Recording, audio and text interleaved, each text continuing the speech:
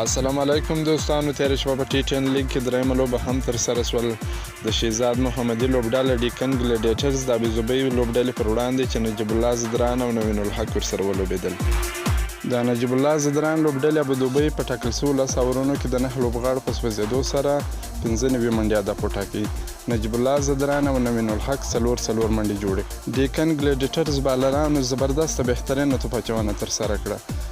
ظهور خان په 2 اووره کې 14 منډې ورکړې، 3 مهمې خطرناکې وکټې ترلاسه کړې چې دا په T10 کې تر ټولو بهترینه توپ اچونه ده. امتیاز په 1 اوور کې 8 منډې ورکړې، 2 وکټې واخیستې. نارین په 2 اووره کې 14 منډې ورکړې، 1 وکټې واخیسته. سمیریز په 1 اوور کې 2 منډې ورکړې، 1 وکټې واخیسته. د شهزاد محمدي لوبډلې ډیکن ګليډيټرز د 4 لوبغاړو په سوځېدو سره یاد هدف په 9.4 اوره کې پوره کړ. لوبه یې په 6 وکټو وګټل. شهزاد 21 منډې، ډیلپورټ 40 منډې، پولار 40 منډې، اعظم 3 منډې، نارین 4 منډې جوړې کړې. لوبه یې وګټل. د ابوظبي لوبډلې بالرانو نوین الحق په 2 اووره کې 22 منډې ورکړه، کومه وکټ یې نه واخیسته.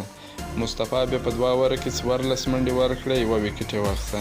او ورټون بیا په 1.4 اووره کې 18 منډې ورکړې، 3 مهمې وکټ یې واخیستل. دا و د T10 شپږمې لوبې معلومات. که مو دا معلومات خوښ شوي ویډیو در سره لایک کړئ. که په دې چینل کې نوي یاست د چینل هم در سره سبسکرایب کړئ. د نورو لوبو معلوماتو لپاره زما سره اوسئ. تر بیا د الله په امان.